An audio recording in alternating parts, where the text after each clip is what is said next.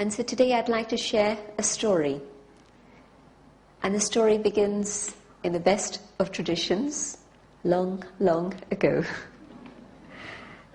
This morning when we were hearing the lesson, you know that we all gather together to hear a lesson each morning.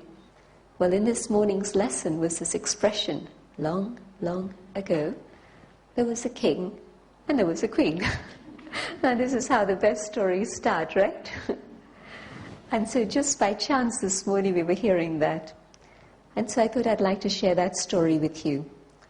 And not just the story of any old king or any young queen, but one very specific emperor and an empress. And the empress that I'm going to speak about is, in fact, she's gone. I know she's been staying there a long time, but somehow I thought that she'd still be here. But you know I'm talking about Sri Lakshmi. So the Empress Sri Narayan and the Empress Sri Lakshmi. And yes, Lakshmi actually has two arms, but yet the Lakshmi that we worship is the Mahalakshmi, the great Lakshmi, and Lakshmi has been shown with four arms. And I don't think that any human being suddenly starts sprouting wings or elephant trunks or monkey tails or many arms. But it's all very, very symbolic. And the young person who was speaking on the screen was mentioning that he'd like to know the significance of all these things, because it's not a physical reality, but there must be something behind it. And the four arms of Lakshmi are actually very beautiful because they represent the Emperor Narayan and the Empress Lakshmi coming together, and yet there's one head, there's one unified thought, one direction, one purpose, with the combined energy, the energy of the two together. Four arms, but one head. And then on the screen again you heard somebody mention Ravan, the evil, the devil, and the 10 heads, the monster. And so many ideas of conflict, both in oneself, but also when two come together, then the negativity multiplies and you have the 10-headed monster and just two arms. You don't have the strength coming together to achieve anything of purpose, but you have the division of that energy and the dissipation of power. But with Mahalakshmi, the symbol of perfect harmony and unity, Sri Narayan and Sri Lakshmi, when they come together, both their forces and energies multiply. I wonder if you'd like to come on that journey.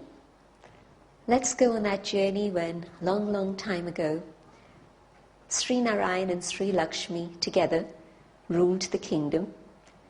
And that kingdom had a very special name. It was called Satyug, the age of truth, the golden age. What was it like in that world? And today we're using the names Lakshmi and Narayan, and we're using the word Satyug, but in fact, across the world, across time, all the different cultures and traditions have a dream. They have a memory, a legend of a time when the world was perfect, when human beings were divine, when human beings weren't just mortal, not when they had weaknesses and a little bit of good and a little bit of not so good and a bit of mixture, but when human beings were in that state of perfection, when, like gold, nothing tarnishes gold. In the same way, the human spirit, the human soul was so powerful, perfect and pure, that although it was very much here in the world of matter, yet none of the external things had any impact. And so the soul actually, the master of the self, the master of the senses, the master of the world around it. It was a world that was very real. When you think about Lakshmi and Narayan, do you think it was just a dream? Just a story in the scriptures? Well, maybe it was more than that. maybe it was a reality, and it was a reality here on the physical world. When there's a dream that lasts for thousands of years, and it's a universal dream, it's a global dream, it makes me feel that there must have been truth in that dream. It couldn't just have been a dream, but it has its roots in reality.